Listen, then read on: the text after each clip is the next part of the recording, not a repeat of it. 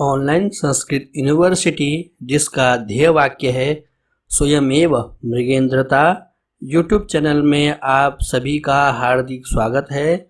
आज इस वीडियो में हम पढ़ने जा रहे हैं 10वीं कक्षा का संस्कृत पाठ्य पुस्तक सेमुषी भाग 2 तीसरा पाठ व्यायामः सर्वदा पथ्य का अभ्यास के बाद का जो योग्यता विस्तार वाला अंश है, इसको हम इस वीडियो में पढ़ने जा रहे हैं।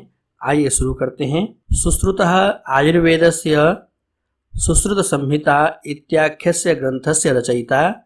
सुश्रुत जो हैं आयुर्वेद की सुश्रुत संहिता नाम करके जो पुस्तक है, इसके रचयिता हैं, इसके लेखक हैं। अस्मिन् ग्रंथे शल्य चिकित्सायाः प्राधान्यमस्ति। इस ग्रंथ में शल्य चिकित्सा अर्थात ऑपरेशन किस प्रकार से करना चाहिए, इसकी यहाँ पर प्रधानता से बताया गया है। इसको यहाँ पर प्रधान रूप से बताया गया है। सुश्रुतः शल्य शास्त्रज्ञस्य दिवोदासस्य शिष्यः आसीत्। जो आचार्य सुश्रुत हैं वो शल्य शास्त्र के ज्ञाता, शल्य चिकित्सा के ज्ञाता दिवोदास के शिष्य थे। दिवोदासः सुश्रुतं वाराणस्याम आयुर्वेदम अपाठयत्। दिवोदास ने सुश्रुत को वाराणसी में अर्थात बनारस में आयुर्वेद शास्त्र को पढ़ाया।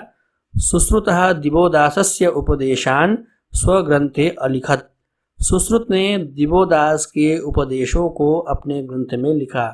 यहाँ हम आचार्य सुश्रुत और उनकी जो रचना है सुश्रुत संहिता के बारे में इसलिए पढ़ रहे हैं क्योंकि हमारा जो तृतीय पाठ है व्यायामः सर्वदा पथ्य में हमने पढ़े जो 11 श्लोक वे इसी ग्रंथ से लिए गए हैं, इसी ग्रंथ से उद्धृत हैं वे सभी 11 के 11 श्लोक। उपलब्धासु आयुर्वेदीय संहितासु सुश्रुत संहिता सर्वश्रेष्ठः शल्य चिकित्सा प्रधानो ग्रंथः। उपलब्ध आयुर्वेदीय संहिताओं में ग्रंथों में जो सुश्रुत संहिता जो ग्रंथ है वह शल्य चिकित्सा प्रधान सर्वश्रेष्ठ ग्रंथ है, जिसमें ऑपरेशन के बारे में सभी प्रकार के पहलुओं को बताया गया है, तरीके को बताया गया है। तो इसीलिए इस ग्रंथ को सर्वश्रेष्ठ कहा जाता है आयुर्वेदीय ग्रंथों में। अस्मिन् ग्रंथे 20+100 अध्यायेषु क्रमेण सूत्रस्थाने मौलिकसिद्धान्तानां शल्यकर्मोपयोगी यन्त्रादीनां निदानस्थाने प्रमुखाणां रोगाणां शरीरस्थाने शरीरशास्त्रस्य चिकित्सास्थाने शल्यचिकित्सायाः कल्पस्थाने च विषाणां प्रकरणानि वर्णितानि। देखेंगे इस ग्रंथ में 120 अध्याय हैं और वहाँ पर 5 भाग से इस ग्रंथ को विभाग किया गया है। सूत्र स्थान, निदान स्थान, शरीर स्थान, चिकित्सा स्थान और कल्प स्थान। इनमें सूत्र स्थान में मौलिक सिद्धांतों का शल्य कर्मोपयोगी यंत्रों के बारे में बताया गया है। सूत्र स्थान में निदान स्थान में प्रमुख रोगों के बारे में बताया गया है। शरीर स्थान में शरीर शास्त्र के बारे में बताया गया है और चिकित्सा स्थान में शल्य चिकित्सा के बारे में बताया गया है और कल्प स्थान में विषों के प्रकारों के बारे में बताया गया है। अस्य उत्तरतंत्रे 66 अध्यायाः सन्ति। इसके उत्तर तंत्र में 66 अध्याय हैं। हमने श्लोकों को पढ़ते समय यह शब्द का भी अध्ययन किया था, वैनतीयम इवो रगाः, अर्थात उरगा इव वैनतीयम। जैसे गरुड़ से सांप डर के सामने नहीं आते हैं, इसी प्रकार से व्यायाम करने वाले व्यक्ति के समक्ष भी कोई रोग नहीं टिकता, नहीं आते हैं। यहाँ पर वैनतीय शब्द है जिसका मैंने बताया था, विनता के पुत्र को वैनतीय कहते हैं। विनता का पुत्र गरुड़ हैं। इसके बारे में जो कथा कहानी पुराणों में अथवा शास्त्रों में वर्णित हैं, इसको हम देखते हैं कि किस प्रकार से वैनतीय शब्द से गरुड़ शब्द को बोध होता है। गरुड़ को वैनतीय क्यों कहते हैं और इसकी मान्यता क्या है। कश्यप ऋषि की 2 पत्नियां थीं, कद्रु और विनता। विनता का पुत्र गरुड़ था और कद्रु के पुत्र सर्प थे। विनता का पुत्र होने के कारण गरुड़ को वैनतेय कहा जाता है। विनतायाः अयम वैनतेयः।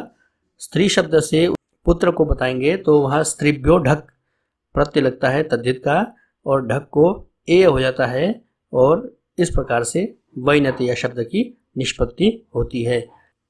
गरुड़ सर्प से अधिक ताकतवर होता है। भयवश सांप गरुड़ के पास जाने का साहस नहीं करता।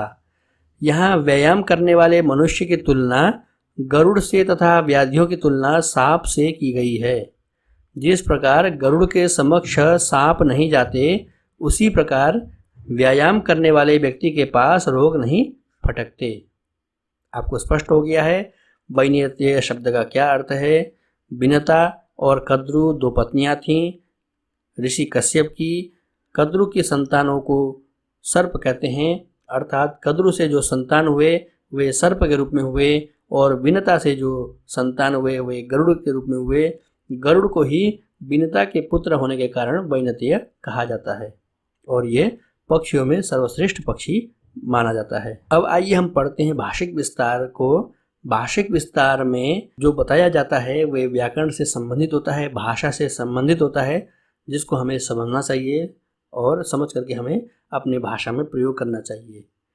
तो यहाँ हम पढ़ने वाले हैं शय प्रत्यय के बाद निर्मित होने वाले शब्द, इसके बारे में पढ़ते हैं। आइए शुरू करते हैं।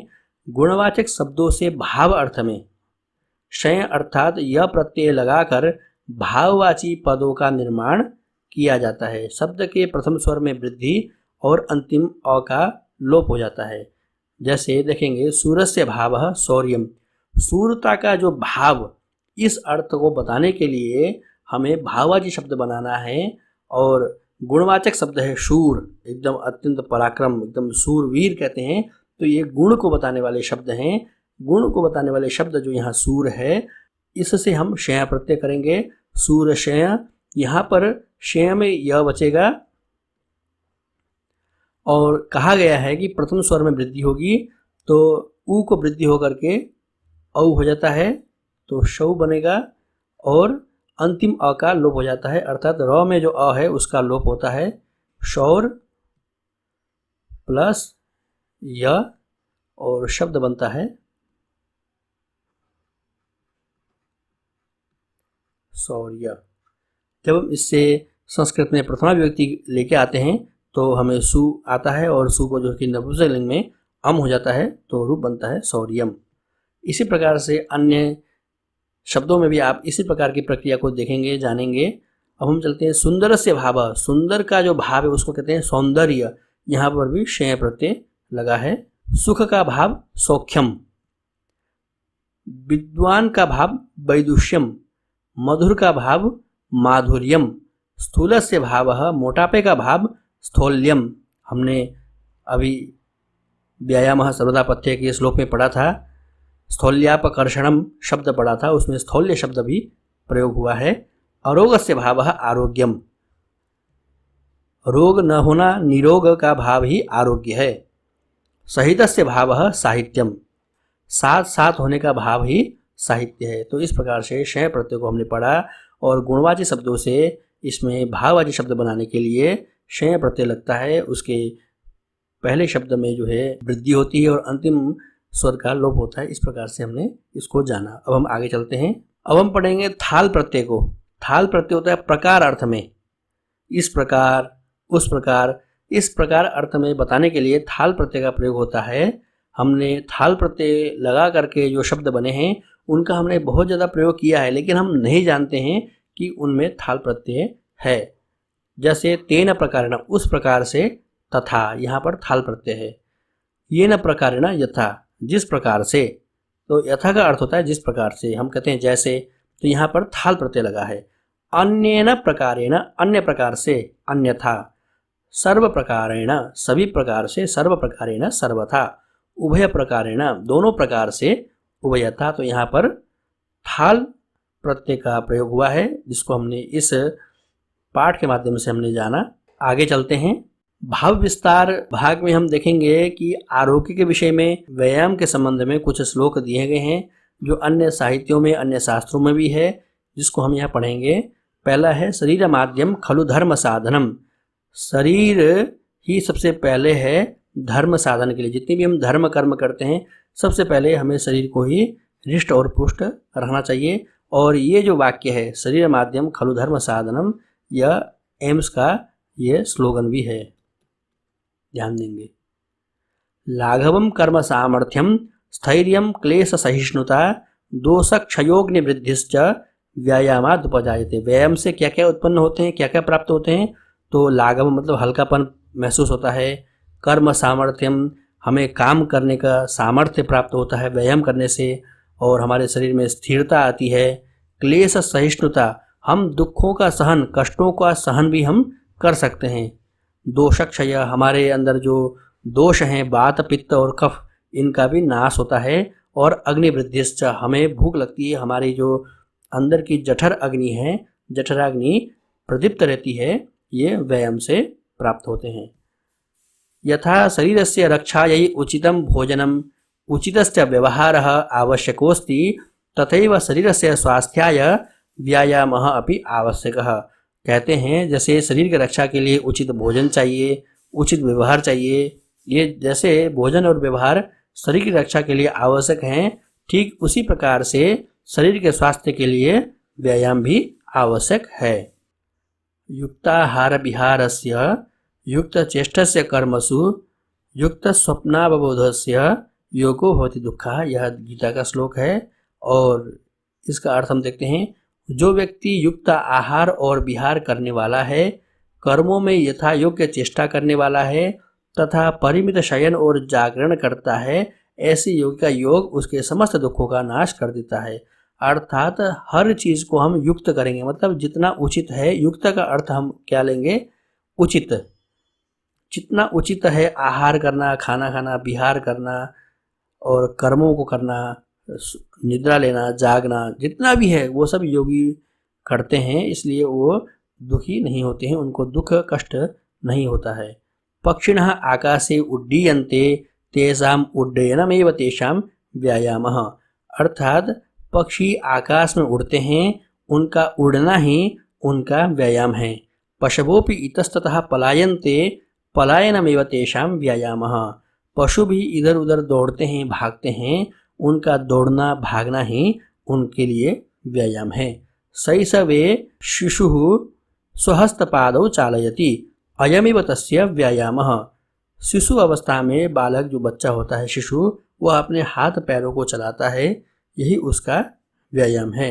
इस प्रकार से हमने विविध प्रकार से हमने व्यायामः सर्वदा पथ्य पाठ को पढ़ा, समझा, और भाषिक विस्तार, योग्यता विस्तार, जितने भी हमें परिशिष्ट में है, हमने उन सभी को, उन सभी पहलुओं को हमने समझा। और अब हम आपसे विदा लेते हैं। यदि आपको ये सब वीडियो अच्छा लग रहा है, हमारा पढ़ाया जाना आपको अच्छा लग रहा है, यदि आप समझ रहे हैं, तो इस चैनल को सब्सक्राइब करिए और इस वीडियो को लाइक करिए, इस वीडियो में कमेंट करिए और ज़्यादा से ज़्यादा लोगों तक इसको सब्सक्राइब करिए, सब्सक्राइब करने के लिए कहिए और इस वीडियो को ज़्यादा से ज़्यादा शेयर करिए। अब हम चतुर्थ पाठ में प्रवेश करेंगे। चतुर्थ पाठ में हम देखेंगे कि किस प्रकार से वहाँ शिशु लालनम पाठ के द्वारा हम रामायण के कुछ अंश को हम पढ़ेंगे। तब तक के लिए हम आपसे विदा लेते हैं। धन्यवाद, नमस्कार।